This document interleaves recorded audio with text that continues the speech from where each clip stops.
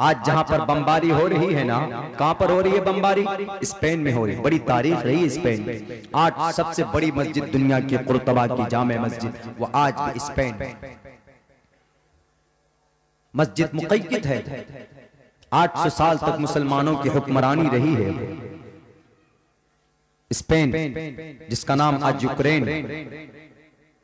Border पर उसका आधा हिस्सा, उसका मशरिकी हिस्सा पूरा का पूरा वो रूस से मिलता है, पूरा का पूरा।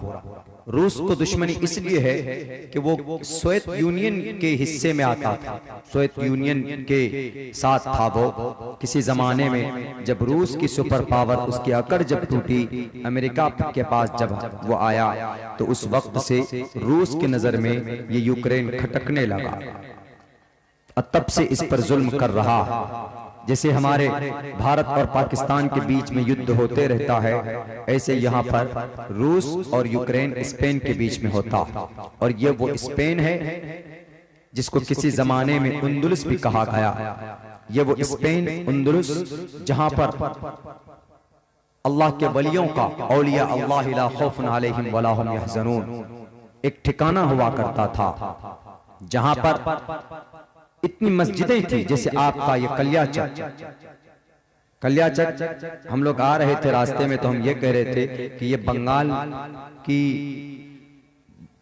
मुस्लिम अक्सरियत इलाका हमारे ये कलियाचक, और यहाँ की सबसे खूबसूरती यह है कि यहाँ हर मकतबे फिक्र के लोग आसपास में रहते, हर तरह के लोग मुसलमान बसते। और इस वक्त इस कौम को मुत्तहिद होने की भी जरूरत है। कलमे की बुनियाद पर, कुरान और शरीयत की बुनियाद पर लड़ने की जरूरत नहीं। बहुत से लोग कोशिश भी कर रहे हैं कि इस कौम को दोबारा बांट दिया जाए, तो मेरे भाइयों, मेरे साथियों, मिट जाएंगे, तबाह हो जाएंगे। आज रूस क्यों आज यूक्रेन क्यों कमजोर? आज उंदुलुस क्यों कमजोर? आज यूक्रेन का हमला यूक्रेन क्यों हमला बर्दाश्त कर रहा है उसका, रूस का, रशिया का? क्योंकि आज वो मुल्क थोड़े कमजोरी की तरफ पहले से, जब से इस पर कम्युनिज्म ने हमला किया था तभी से लेकर आज तक ये मुल्क बहुत बहुत ज्यादा कमजोर हो चुका। और उनकी कमजोरी की वजह और उनकी आज जो मुकाबला नहीं कर पा रहे हैं, उसकी एक बड़ी वजह यही है कि वहां के जो मुसलमान तबका थे, हालांकि 800 साल तक हुकूमत स्पेन के अंदर मुसलमानों की रही। मैं समझता हूं कि तारीख की किताब जब आप पढ़ेंगे आपको भी पता चलेगा। मैंने स्टडी किया है स्पेन के इतिहास पर, स्पेन की हिस्ट्री के ऊपर यह बात लिखी गई है इतिहास और हिस्ट्री के अंदर कि 850 साल तक मुसलमानों की हुक्मरानी थी उस स्पेन में, उस यूक्रेन में। कोई घर ऐसा नहीं था जिसमें रोजाना सुबह को कुरान करीम की तिलावत की आवाज ना आती हो। और इतनी मस्जिदें थी, जैसे आपके कलियाचक में चारों तरफ से सुबह की अजान हो, जोहर की अजान हो, इशा की, फजर की, मगरिब की अजान हो, चारों तरफ से जब अजान की आवाज आती है तो एक खुशी महसूस होती। बिल्कुल सेम, इससे भी ज्यादा खूबसूरत अंदाज में वहां पर स्पेन में जब चारों तरफ से पूरे मुल्क के अंदर से अजान की आवाज आती थी और डेली सुबह को 2-2 पारे कुरान करीम की तिलावत की आवाजें सुनने को मिलती थी। फजर के बाद, फजर की नमाज के बाद स्पेन के, उंदुलुस का और यूक्रेन के जमीन का कोई हिस्सा ऐसा बाकी नहीं था जहां पर मुसलमानों के सजदों के निशान न पड़े हो। ये तारीख गवाह है। अगर मैं झूठ बोलता हूं तो आप इंसाइक्लोपीडिया ऑफ द वर्ल्ड पढ़ के देखिए, द हिस्ट्री ऑफ वर्ल्ड पढ़ के देखिए, एक आलमी तारीख उठा करके पढ़िए, आपको पता चलेगा कि स्पेन की जमीन का कोई हिस्सा ऐसा बाकी नहीं था कि जिसमें मुसलमानों के सजदों के निशान न पड़े हो। लेकिन मेरे मुस्लिम भाइयों, जिस तरीके पर एशिया महाद्वीप में आज हम लोगों को बांटने की कोशिश की जा रही है, अगर कलियाचक के अंदर अगर मुख्तलिफ मकतबे फिक्र के लोग रहते हैं, तो जब बात समाज की आए, जब बात आए इंडियन की, जब बात आए हमारे सोशल की, जब बात आए हमारे धर्म की, जब बात आए हमारे कुरान की, जब बात आए हमारे एक मुसलमान की, तो सारे मकतबे फिक्र के लोगों को एक प्लेटफॉर्म पर खड़ा होना चाहिए। तब जाकर ये हम बच पाएंगे।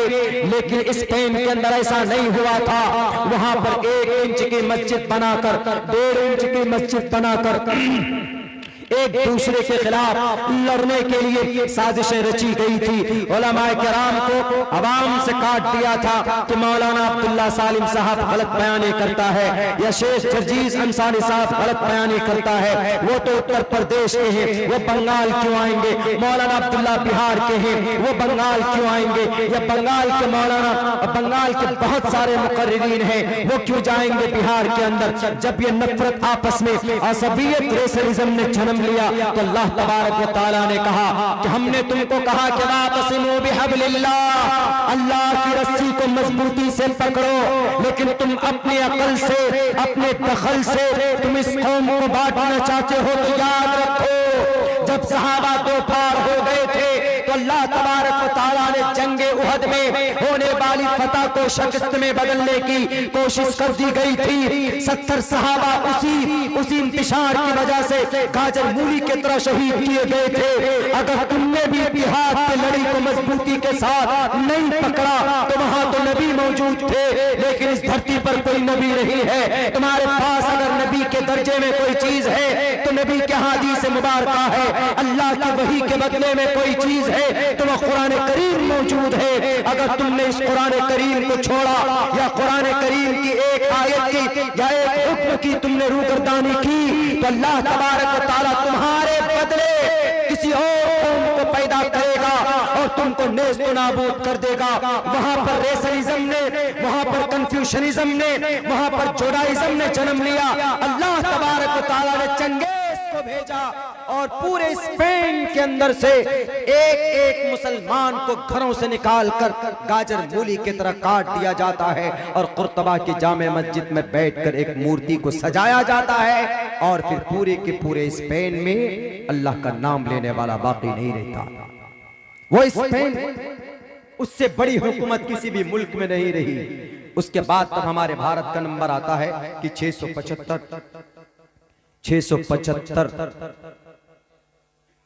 साल तक इस देश में कमी बेशी इस तरीके से हुकूमत रही है। लेकिन सबसे ज्यादा स्पेन, अगर वो मुत्तहिद होते, वहां पे किसी के बहकावे में नहीं आते, कौम बट्टी नहीं, तो मैं समझता हूं कि आज हाथ डालकर रशियन के हलक से उनके ऑर्गेन्स को निकालकर बाहर हम फेंक देते।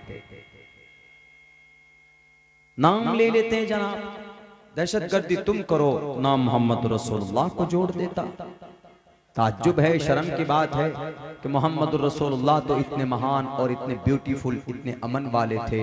उनके बारे में कहा गया self denials, modesty and kindness, self denials, अपने आप को निछावर कर देना।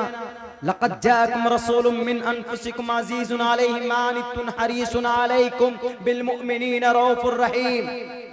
जब कोई बंदा ईमान नहीं लाता था तो अल्लाह के नबी परेशान हो जाते थे, तड़पते थे, बेचैनी घुटते थे अपनी कौम के लिए, इंसानों की भलाई के लिए। वो कैसे किसी के ऊपर जुल्म ज़्यादती कर सकता है जनाब? खामखा का इल्जाम, खामखा का ये एतराज नबी पाक अलैहिस्सलातु वस्सलाम के ज़ात अक़दस पर। अफगानिस्तान के पहाड़ों को रेजा रेजा किसने किया? अमेरिका ने किया। इराक के अंदर फौजों को, वहां के फौजी सिस्टम को, ढांचे को किसने तोड़ा? अमेरिका ने तोड़ा इराक में। और इराक के फौजी पर जो जुल्म ज़्यादती हुए, उन्हीं फौजियों में से एक टीम निकलकर जो बनी, उसी का नाम दाइश है।